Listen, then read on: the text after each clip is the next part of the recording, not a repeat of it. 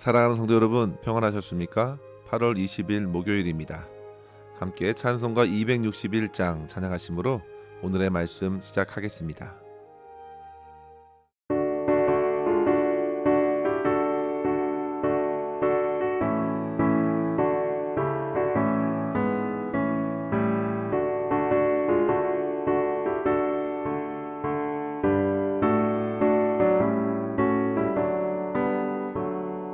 이 세상의 모든 죄를 밝히시는 주의 보혈,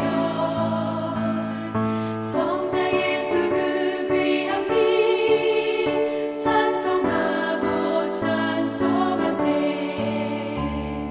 주님 앞을 멀리 떠나 길을 잃고 헤맬 때에 나의 뒤를 따라오사 친히 구원하셨도다. 흰 눈보다 더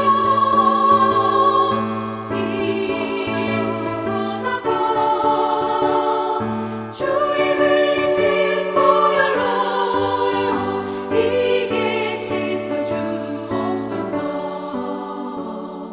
가시관을 쓰셨으니 피로 얼굴 물드셨고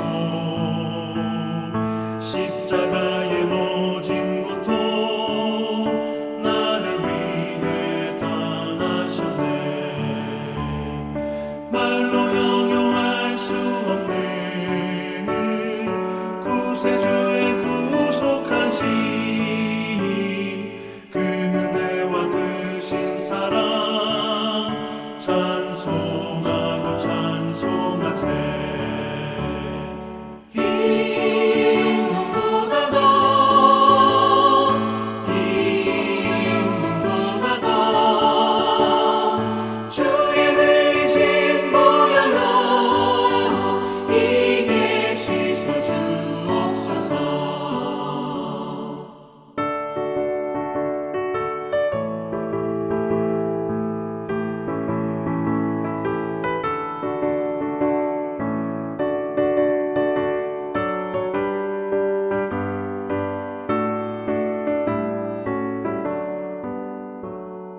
아버지를 멀리 떠나 바른 길을 저버리고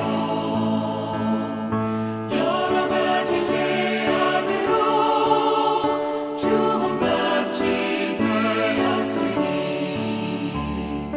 물 같은 것 가지고는 씻을 수가 아주 없네. 주여 귀한 몸의 피로 날 정결케 하옵소서. 흰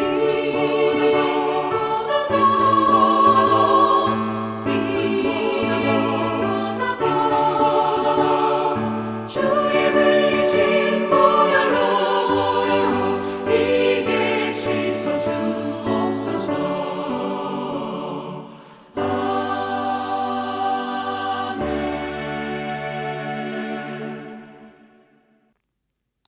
아멘. 이 시간 함께 나눌 말씀은 에스겔서 43장 18절에서 27절입니다. 그가 내게 이르시되 인자야, 주 여호와께서 이같이 말씀하셨느니라. 이 제단을 만드는 날에 그 위에 번제를 드리며 피를 뿌리는 규례는 이러하니라. 주 여호와의 말씀이니라.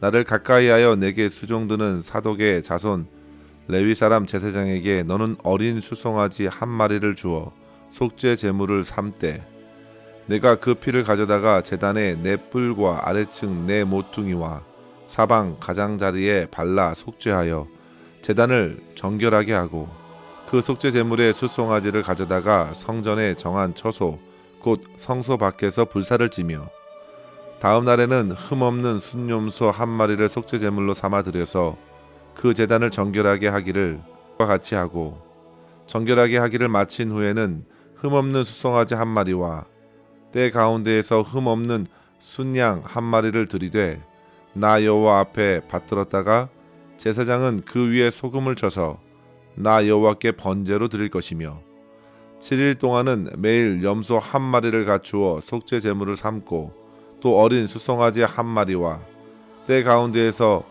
순양 한 마리를 흠없는 것으로 갖출 것이며 이같이 7일 동안 제단을 위하여 속죄제를 드려 정결하게 하며 드릴 것이요 이 모든 날이 찬 후 제8일과 그 다음에는 제사장이 제단 위에서 너희 번제와 감사제를 드릴 것이라. 그리하면 내가 너희를 즐겁게 받으리라. 주 여호와의 말씀이니라. 아멘. 성도 여러분, 우리는 앞서 에스겔 40장부터 42장까지 비교적 자세히 성전의 구조들을 살펴보았습니다. 우리가 말씀으로 보아서 성전이 어떻게 생겼는지 눈에 확 잡히지는 않지만 입체적인 그림으로 표현한 자료들을 보시면 상당한 규모와 정교함을 갖고 있는 것을 보게 됩니다. 하지만 성도 여러분, 성전이 성전되게 하는 핵심은 그러한 화려하고 정교한 성전 구조에 있는 것이 아닙니다. 아무리 웅장하고 아름다워 보이는 성전이라도 그 안에 하나님의 영광스러운 임재가 없다면 그 성전은 한낱 건물에 불과합니다.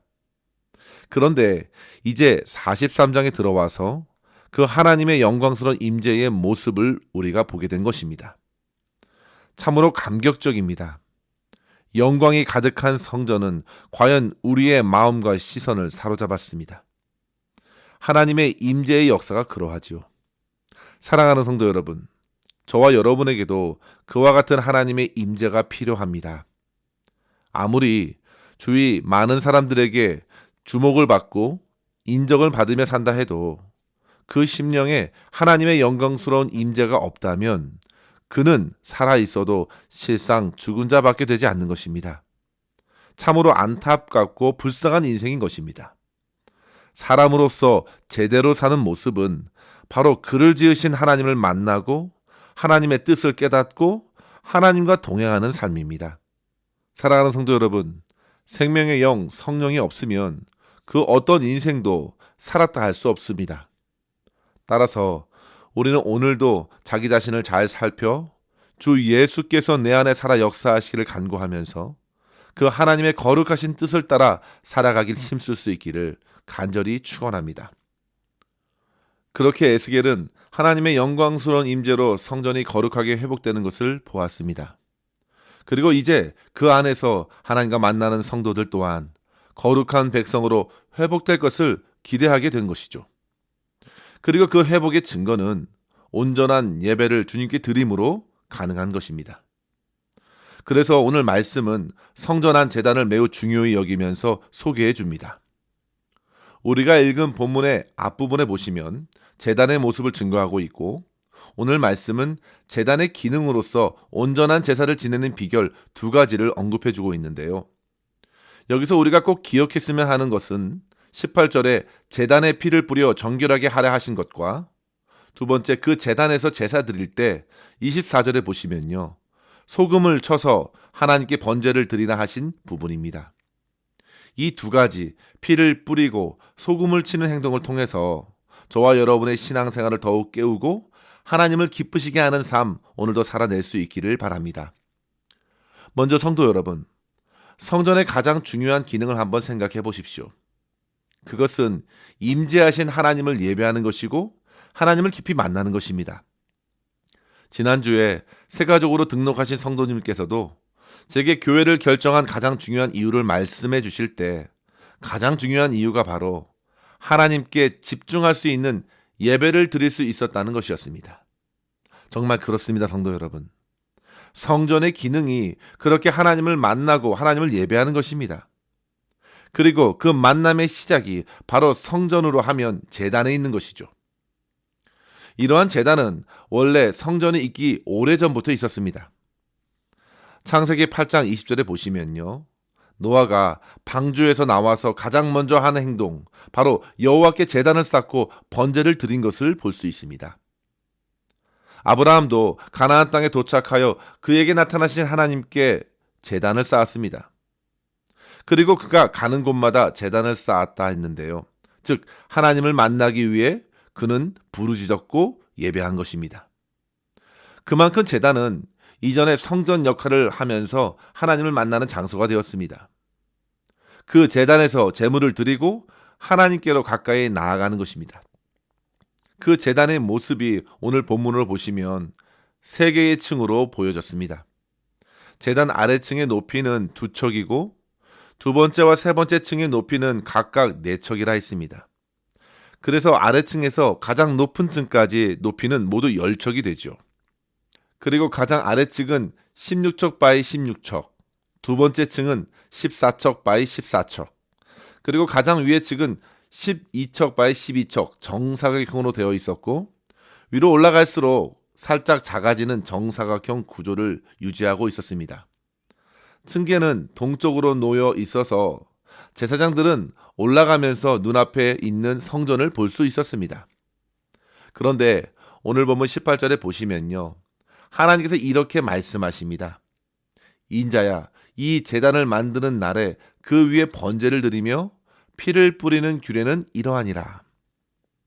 하나님께서는 제사장에게 어린 수송아지를 주어 속죄 제물로 삼게 했습니다. 그리고 그 피를 가지고 제단 모서리, 넷불과 사방 가장자리에 발라 정결하게 했습니다. 그리고 다음 날에는 흠없는 순염소 한 마리를 속죄 제물로 잡고 그 피로 제단을 정결케 하고, 그리고 번제로 숫송아지 한 마리와 흠없는 순양 한 마리를 드릴 때 소금을 치라 말씀하셨습니다. 성도 여러분, 속죄 제물에 피를 뿌려 성전의 제단을 정결하게 한 것입니다. 사람들이 만든 그것을 하나님을 위해 쓰기 위하여 거룩해 하는 것이죠. 사랑하는 성도 여러분, 피는 곧 생명입니다. 속죄 제물에 피를 뿌려 제단에 발라 온전한 죽음을 주님 앞에서 인정하고 용서받은 죄인으로서 주님 앞에 설 수 있게 하신 것입니다. 피 흘림이 없으면 사하심이 없다 했습니다. 그렇게 하나님께서 구약 성도들이 동물의 피를 통하여 하나님께 나올 수 있는 길을 열어주신 것이죠.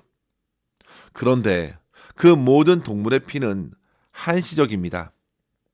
그것은 그리스도의 보혈을 보여주는 그림자에 불과했습니다.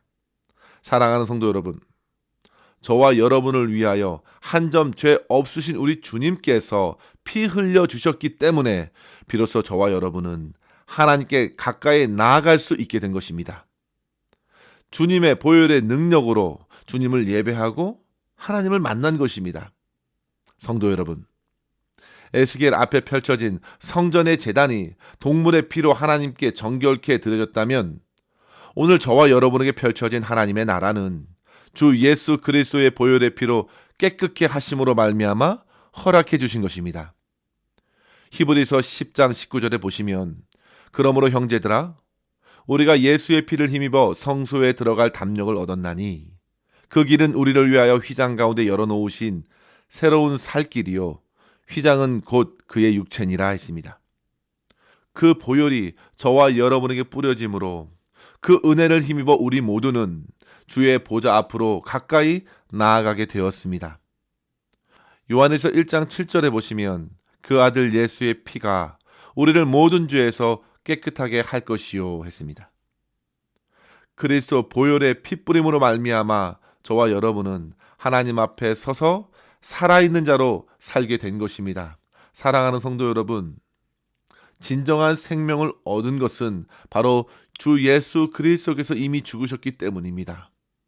우리는 주님의 생명으로 그렇게 살아내는 것입니다. 따라서 성도 여러분, 오늘도 오직 주님의 보혈의 능력을 의지하십시오. 그리스도의 다음없는 사랑은 그 보혈에 담겨져 있습니다. 그 보혈을 지나서 하나님 아버지께 가까이 가는 것입니다. 이미 주님께서 산길을 열어주셨습니다. 제단을 거룩게 했던 속죄 제사는 그리스도께서 흘리신 십자가의 희생으로 완성되었기 때문에 그 주님의 보혈을 날마다 의지하면서 죄에서 자유케 하신 그 풍성한 은혜를 누리고 이 땅 가운데 주님께 귀하게 쓰임받는 삶 살아낼 수 있기를 주의 이름으로 간절히 축원합니다. 그리고 두 번째로 우리는 속죄 제사와 함께 번제를 드릴 때 뿌려진 소금을 생각해 볼 수 있겠습니다. 성도 여러분, 태워지는 제물 위에 소금을 뿌린 이유가 무엇일까요? 보통 소금을 뿌리는 것은 소재를 말씀하실 때 하셨습니다. 그런데 여기에 소금을 뿌리라는 것은 제물에 소금의 짠맛을 더하기 위해서일까요? 그것보다 소금의 특징에서 변질되지 않게 하는 기능을 그 번제 위에 더한 것으로 볼 수 있겠습니다. 고대 근동에서 이 소금의 역할은 매우 중요했습니다. 소금이 들어가면 웬만한 것도 상하지 않습니다. 변질되지 않는 것입니다. 하나님께서는 영원히 변하지 않는 언약을 강조하실 때 소금이라는 용어를 사용하셨습니다.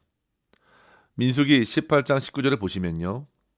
이스라엘 자손이 여호와께 거제로 드리는 모든 제물은 내가 너와 내 자녀에게 영원한 분깃으로 주노니 이는 여호와 앞에 너와 내 후손에게 영원한 소금 언약이니라. 그리고 역대하 13장 5절에도 보시면요.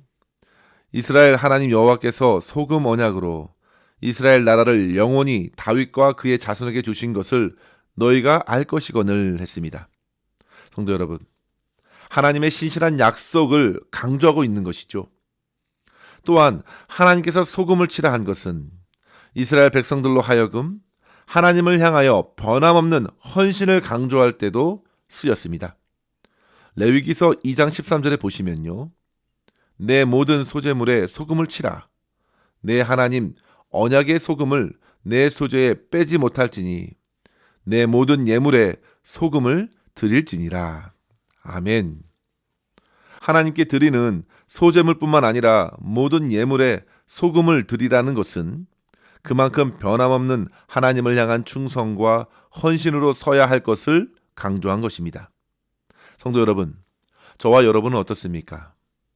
하나님 앞에서 변함없이 믿음의 다름질을 해 나가고 있는지 스스로를 한번 돌아보십시오.